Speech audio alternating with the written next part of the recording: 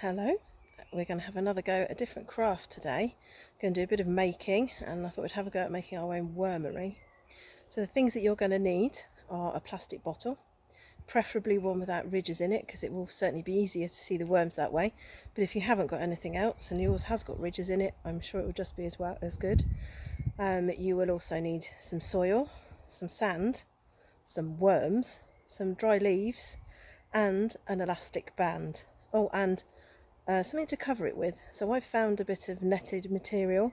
You may use a pair of old tights or something like that just to stop the worms escaping, because I don't think you'll get thanked for having a house full of worms.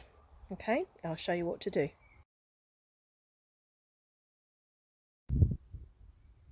Right, so here's some of the things you'll need. There's my bottle, just there. I have some of the netted material here, this white stuff, which I will be securing around the bottle with this elastic band. That is just one that our postie keeps leaving on the driveway. Very handy sometimes. You'll need some scissors to be able to cut the bottle. Something to pierce the bottle with to make a hole in it so you can actually get your scissors in. I've got a bradawl here. You might not have one. It's very sharp. So you could also use a pencil. So the first thing you need to do is pierce a hole in the bottle, and it's going to be near the top. So I'm going to aim probably for around about here. I'll get back to you in a minute. Right, there we go. I've cut the top off the bottle, and that's what we're left with. And there is the top with the lid. And when you're trying to pierce a hole in it, it's easier to do it with the lid on. Just makes the plastic a bit more rigid. It's not easier to pierce. That is something that you'll probably need adult help with, and just be aware when you have cut, this rim around here can be quite sharp. So what I'm going to do now is fill it with different layers of soil. Right, this is going to be my first layer of soil. It's kind of quite peaty soil. It's got bits of sticks in it and all sorts. So I'm going to do a layer. I'll try and avoid the big sticks. I'll do a layer of that in the bottom of my bottle. There we go, give it a good shake, and there we go. That's what I'm left with. I'm now going to go and put some sand in. Right, this is the sand that I have here in the garden. So I'm going to put a layer of that sand on top of the soil and just shake it down.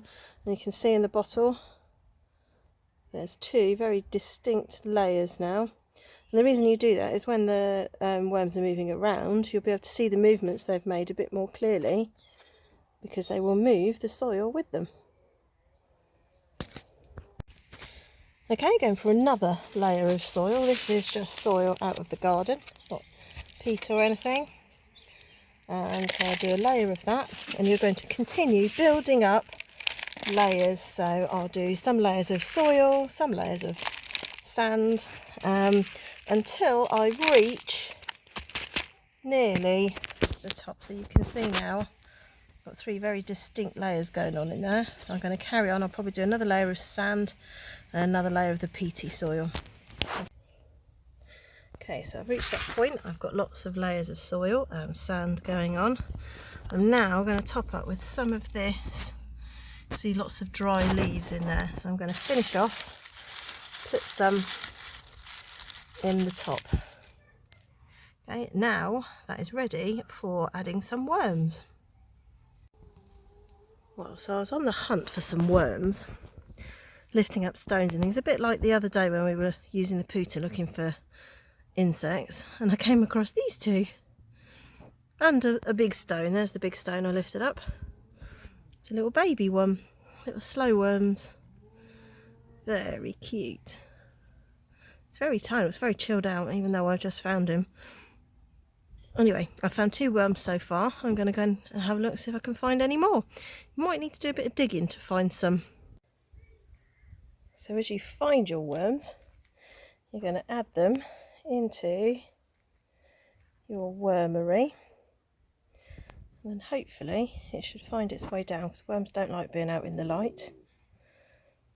Okay, and just to make sure that no birds or anything are going to get it, or it's not going to escape, I'm just going to hide it under that leaf, because it's not very happy squirming around there.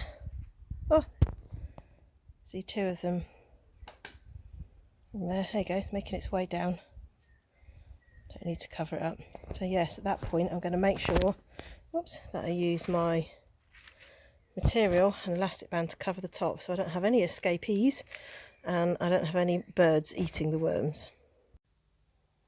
Well, when you're done, you can bring it in somewhere cool. It doesn't want to be in direct sunlight, and you're going to need to make sure that you keep it well watered.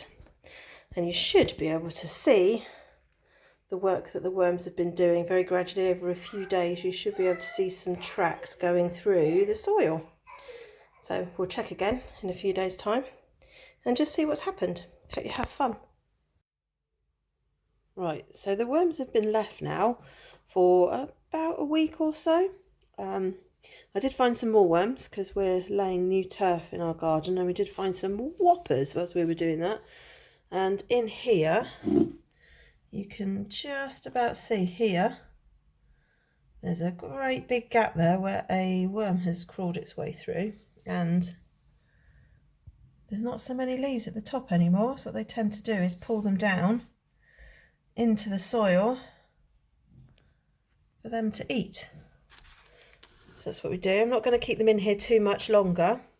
So what is also important to remember is that when you've taken something out of the wild, that it goes back, oh there's a big one around here, that it goes back to where you found it.